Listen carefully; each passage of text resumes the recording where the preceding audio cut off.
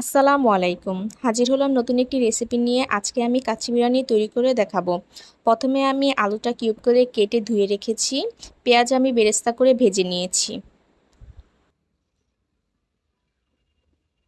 পাটায় আমি 2 পদের বাদাম নিয়ে নিয়েছি, কাঠবাদাম এবং চীনাবাদাম। এগুলো আমি খুব ভালোভাবে পাটায় বেটে নেব। আলুতে লবণ হলুদ দিয়ে মাখিয়ে নিলাম। চালটা খুব ভালোভাবে ধুয়ে ঝরিয়ে রেখেছি। লবণ হলুদ দিয়ে মাখানো আলুটা এখন আমি অল্প তেলে লাল লাল করে ভেজে নেব।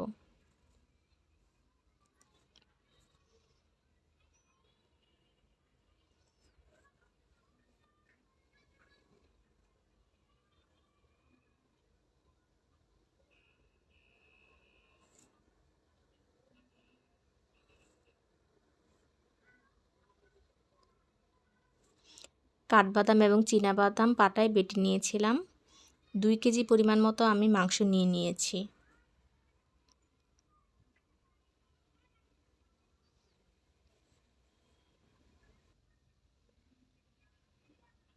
এক কেজি পরিমাণ চাল নিয়ে নিয়েছি।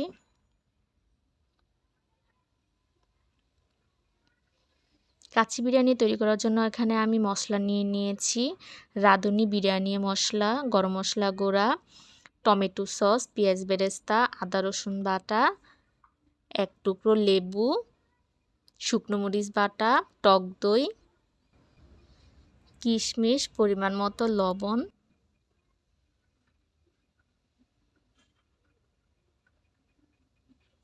এখন আমি মাংসের মধ্যে পরিমাণ মতো মশলা দিয়ে নেব।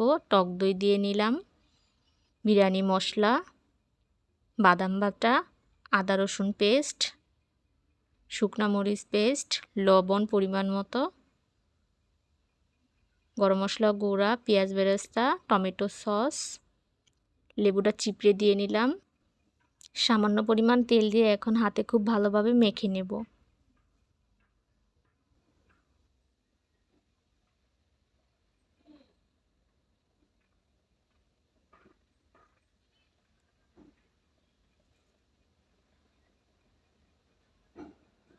চালটা সেদ্ধ করার জন্য আমি গোটা কিছু গরম মশলা নিয়ে নিয়েছি।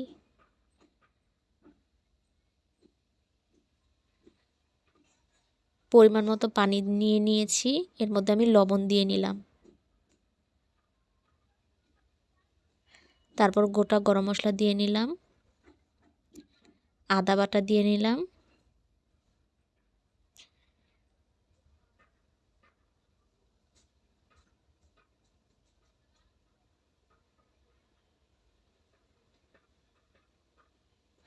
পানিটা যাতে একটু নোনতা হয় এর জন্য আমি আরেকটু লবণ দিয়ে নিলাম।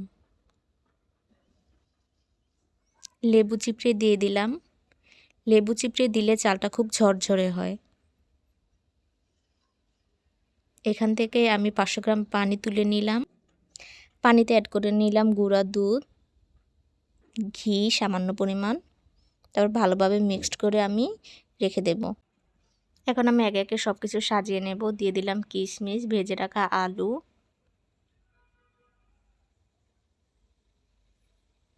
পেঁয়াজ বেরেস্তা।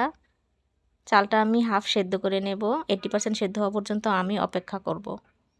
80% সেদ্ধ হয়ে যাওয়ার পর আমি চালটা ঝরিয়ে নিলাম। এখন চালটা উপরে দিয়ে দিব। তারপর ছেড়ে দেব পেঁয়াজ বেরেস্তা, বিরিয়ানি মশলা সামান্য, দুধ এবং ঘি মেশানো পানি। তারপর আবার চালটা দিয়ে দিব।